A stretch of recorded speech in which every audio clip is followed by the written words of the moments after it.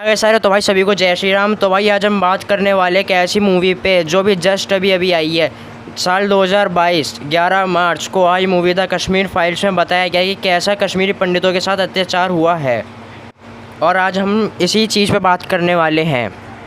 अगर आप लोगों को ये वीडियो अच्छी लगे तो लाइक शेयर कमेंट सब करना। अगर आपने सब्सक्राइब नहीं किया तो सब्सक्राइब कर दो और नीचे जो बटन है वो भी दबाई दो, ठीक है। चलो वीडियो स्टार्ट करते हैं।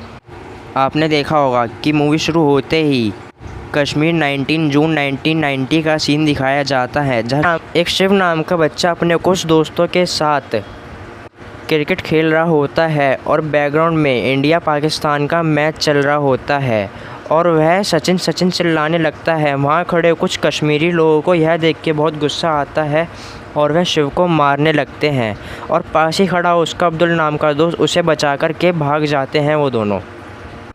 गाइस कहते हैं 1990 में कश्मीर का वो वक्त था जब कश्मीर पंडितों को वहाँ से रहने का हक छीना जा रहा था, और इस पूरे आतंक को लीड करता है फारूक अहमद अख्तर, जिसे लोग बीटा कराटे के नाम से भी जानते थे।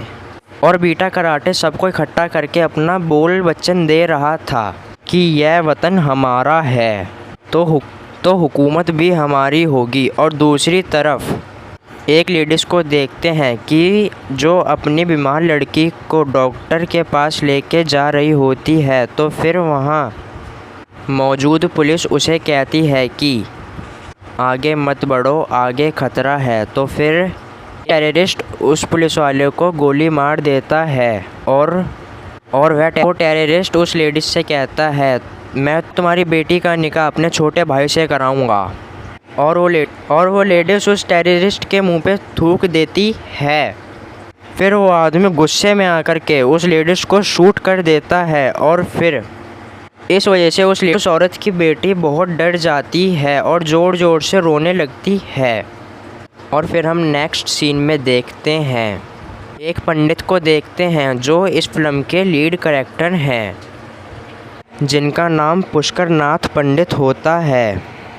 और पुष्कर नाथ शिव को ढूंढ रहे होते हैं क्योंकि वहाँ बहुत खतरा होता है, और शिव अभी तक अपने घर पे पहुँचा नहीं होता है। और फिर शिव पुष्कर नाथ को मिल जाता है, और फिर पुष्कर नाथ शिव और अब्दुल को लेके जा रहे होते हैं। और फिर पीछे से एक आर्मी की जीप आती है। कहते हैं हमारे साथ चलो क्योंकि माहौल बहुत गर्म है, कोई तुम्हें नुकसान ना पहुँचा दे। लेकिन वह आर्मी की जीप आधे रास्ते में ही ब्लास्ट हो जाती है। अब हम पंडित पुष्कर नाथ के घर की तरफ चलते हैं, जहां बीटा कराटे अपने आतंकवादी दोस्तों के साथ पुष्कर नाथ के घर में घुस आया था और वह शिव के फादर को ढूंढ रहा था। और जहां शिव के फादर एक ड्रम में छुप जाते हैं और बीटा कराटे उसके वहां होने की खबर मिल जाती है, और वह गोलियों से ड्रम को भून देता है। और वह बेटा शिव की माँ, जिनका नाम श्रद्धा था, और वह यह सब देख के काफ़ी डर जाती हैं। और फिर वहाँ पुष्कर नाथ भी आ जाते हैं, और जहाँ बीटा कराटे श्रद्धा को शिव के फादर के खून के चावल खाने को फोर्स करता है और कहता है अगर तुमने इसे खा लिया तो मैं तुम्हें और तुम्हारे परिवार को ज़िंदा छोड़ दूँगा। और फिर इसी के साथ कहानी प्रेजेंट में, जहां हम ब्रह्मदत्ता नाम के एक आदमी को देखते हैं जो कि अभी भी कश्मीर में रह रहे होते हैं, और जहां उनसे मिलने पुष्कर नाथ का छोटा पोता कृष्णा पंडित वहां आता है, जो कि अभी दिल्ली में रह रहा था, और जहां वह दादाजी यानी पुष्कर नाथ की अस्थियां लेके आया था क्योंकि अभी भी उनकी डेथ हो चुकी थी। कृष्णा के वहाँ आने के बाद वहाँ पर कुछ और लोग भी आते हैं जो कि पुष्कर नाथ के दोस्त हुआ करते थे, और उनके दोस्तों में थे महेश जो एक डॉक्टर, हरीश जो एक अपने वक्त में डीएसपी थे, और एक दोस्त जो एक जर्नलिस्ट थे। लेकिन कृष्णा को अपने मॉम डैड के डेथ के बारे में कुछ नहीं पता था, आखिर उनकी डेथ कैसे हुई थी।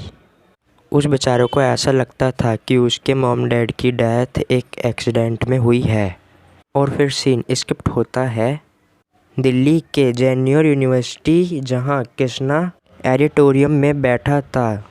प्रोफेसर राधिका का लेक्चर सुन रहे होते हैं। राधिका यह बताती हैं स्टूडेंटों को कि कश्मीर को आज़ादी दिलाने में और कश्मीर को इंडियन गवर्नमेंट से ख़तरा ना आए। उस टाइम की बात है जब आर्टिकल 370 को वहाँ से हटाया गया था, लेकिन बहुत सारे लोग थे जो इस चीज़ के अगेंस्ट में थे। प्रोफेसर राधिका को ऐसा लगता है कि कश्मीर को इंडिया का पार्ट नहीं होना चाहिए था, और वो यह भी बताती हैं 1990 में कोई भी जेनोसाइड नहीं हुआ था और ना ही किसी भी पंडित को मारा गया था। और उसकी यह बात सुनकर के और यह सब सुन के कृष्णा को भी यह सब सच लगने लगता है। और उसके बाद कृष्णा कॉलेज के प्रेसिडेंट इलेक्शन में खड़ा होता है और इसी चीज़ का फ़ायदा उठाते हुए राधिका और कृष्णा को मैनिपुलेट करते हुए अपनी साइड करती जा रही थी। और फिर सीन पास्ट की तरफ चेंज होता है और हमें 1981 का सीन दिखाया जाता है, जहां पुष्कर नाथ ब्रह्मदत्ता से मिलने जाते हैं क्योंकि वह एक आईएएस ऑफिसर थे।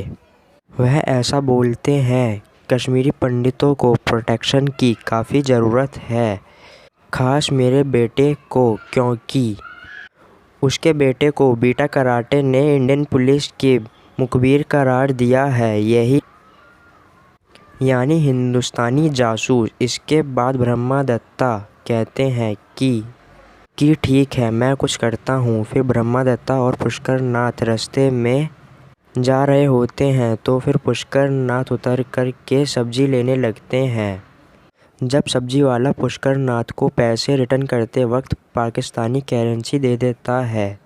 फिर पुष्कर नाथ को यह बात अच्छी नहीं लगती। फिर सब्जी वाला कहता है, जिस कंट्री में रहोगे उसी की तो करेंसी मिलेगी।